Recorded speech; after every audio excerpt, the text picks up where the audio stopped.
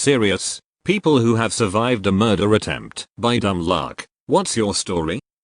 Do you want to win a shout out? All you have to do is subscribe and comment like this person did. Whoop whoop. Was a bouncer at a club in LA for a minute in the 90s. Stopped some dudes clearly affiliated in a gang at the door after they refused security checks. After a few minutes of their threats and Manson lamps, they left spewing all sort of warnings. A little later it starts to wind down, and because it's a little slow and damp, we're overstaffed, so I start to drink. I get a bit drunk, not wasted, but sleepy buzzed, so I tell my buddy I'm going to go lay down in the back of his car for a while. A few minutes after lying down I realize I have to piss. I get out and stumble a few into a spot between a guard gate for a parking lot and a building for a little privacy. There's a few dozen people milling around in front of the club. I'm about 25 feet away from the club's entrance and just off an alleyway. While I'm relieving myself, a dude runs right past in front of me, around the guard booth to my rear, and unloads a 9mm recovered rounds from backseat trunk roof bumper into the backseat of the car I'd just crawled out of. Bam bam bam bam, and loading into the car. He then turns, runs right back past me, and down the alley into the night. Don't think he saw me at all. Nothing really came of it. Except my partner was convinced I was a marked man and refused to be near me for a year or so. I have a friend who had a party at his parents' house when he was in high school that a ton of random people went to. He got super drunk during the party and went upstairs to go to sleep, knowing that his friends would watch the party for him. My friend woke up from his nap to a guy from his school sitting on top of him stabbing him to death. He was stabbed 7 times before it stopped, and he laid there on the bed dying. The only reason he is still alive is because his best friend came upstairs to ask him if it was alright if he made a frozen pizza and found him. The assailant was put in jail and recently was released, and it scares me to know that a guy who wanted to know what it would feel like to kill someone, said during the trial, is still out there free. Throwaway because it got some media. I'm a criminal defense attorney. I was representing this guy that had embezzled almost $500K from his business partner. He was looking down the barrel at several years in prison. A bunch of his assets had been seized by the government, was being sued by multiple creditors for north of $2 million, and was in the midst of an ugly divorce and wasn't allowed to see his kids. I was one of 3 lawyers he had: criminal, civil and divorce. He was drinking a lot and using coke. I used to get this incoherent phone calls in the middle of the night that ranged from threats to crying. He came to my office one day and asked for me, but I was in court. My secretary said he was perfectly civil. He then went to his divorce lawyer's office and shot him to death. Got stopped by the police a short distance away and was wounded in a shootout. He would later tell the cops that he had come to my office to shoot me that day and also planned to shoot his civil attorney.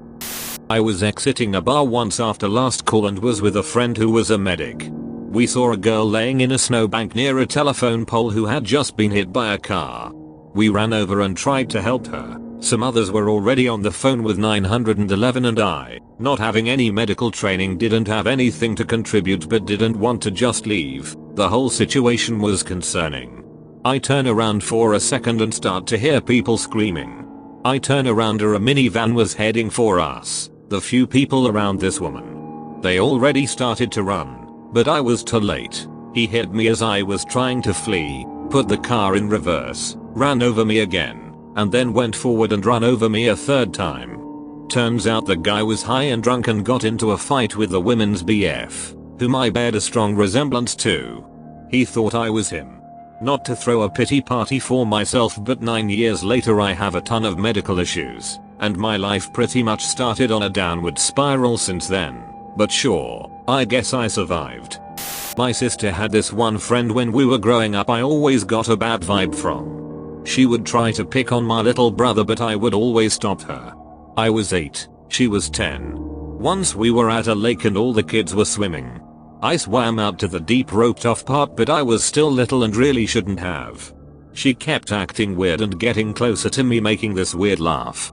She pushed me off the wooden pole in the water and I got scared and started to swim back, but she came up behind me and pushed me under the water. It didn't click at first that she was trying to drown me, but after she aggressively pushed me under the 3rd time I had this crazy moment of clarity. It was like the world slowed down ever so briefly. I relaxed and let myself sink, swam underneath her, and came up behind her. I grabbed her hair and shoved her face into the water, keeping my legs on her back so her body couldn't rise. I waited until her struggling slowed down and let her come up. I waited in the water saying nothing, bracing myself for her retaliation, but she just looked panicked and swam back to shore. I told my sister, who had already expressed that the girl was weird. We confronted her together and she just looked really dazed. In a monotone voice she said, "I'm sorry, I didn't know it would be like that." It wasn't until I replayed those words in my mind later that I realized what she was saying was, "Sorry, I tried to drown you." It wasn't until I was almost drowned myself that I realized how horrible it is to do to someone. I, 18F back then, now 25, was on my way home at night after meeting a friend. My home was just 10 minutes away from the train station. After a few minutes I felt someone following me. No big deal, I toughed, just someone else walking home. But I started walking faster. I realized the person behind me was catching up. Weird. In my head I started to make up scenarios of how to defend myself if the person would attack me. Never would I think of this to actually happen. Well, until I felt something on the back of my head, hitting me hard. I went furious. I turned around and attacked the guy. My mind was just full of anger towards this stranger who, what I thought, hit me. We were wrestling until I fell on the ground. He was sitting on top of me, strangling me. I tried to crawl my nails into his eyes as deep as I could, but I started to black out. Suddenly there was this tuft in my head, "Wake up, or you will die." Well, adrenaline kicked in again and I opened my eyes and screamed at the top of my lungs, attacking him again. That helped. He stood up and began to run. I laid there for a few seconds, then I started to run home, still screaming. My mom was already at our door and opened for me because my screams woke her up. Or her mother's senses, who knows. She immediately called the cops and they could arrest him on the same night. It turned out that he actually shot me in my head from behind. They assumed that the gun didn't work properly, the bullet didn't penetrate my skull and stuck in there, but as far as I know they never found out why the gun misfired. I'm glad though. He told the cops that he already followed me a few times in the past, but never had the guts to do it. He wanted to kill me and rape my dead body. I know that's a wild story. I have some Swiss newspaper articles as a source if someone cares though. Well, my mom got mad at me when I was 20 and I didn't give her money for her birthday, which I'm assuming was to pay off drug dealers of hers, so she stabbed me between the ribs. Ended up getting stuck in the bone and had to get it taken out in surgery. My supposed best friend decided that my wife and I were too perfect. Therefore it must all be an act and I was obviously abusing her. He was at our house after I made an awesome dinner and we were having fun drinking and singing karaoke. I went to the kitchen to put some glasses away, came back and leaned on the couch with him slightly behind me to the left of me.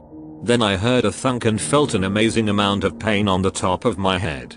He had picked up the whiskey bottle on the table and smashed it into my skull. I was very confused as to WTF was happening. Then the blood started pouring. I didn't want to get blood everywhere so I went to the kitchen. Dude is pacing back and forth saying weird shit. I thought about my gun, which was close by, but I wasn't thinking quite straight. He left. I had a huge concussion and still suffer side effects from it. My number 2 goal in life is to live longer than that a shat just so I can shit on his grave. If you are from the area I'm from, this will probably sound familiar.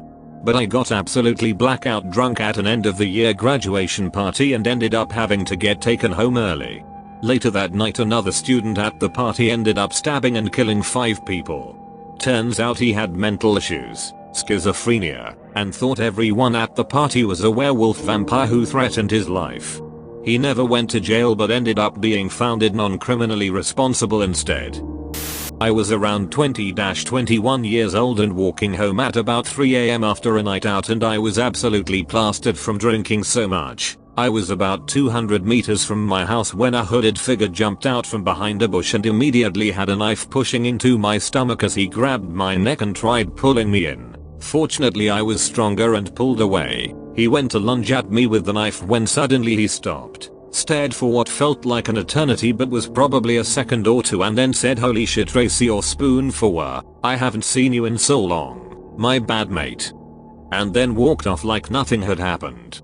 I still don't know who he was to this day. And this is why you always treat others with kindness and respect. Never know when an old acquaintance might try to stab you for an unknown reason.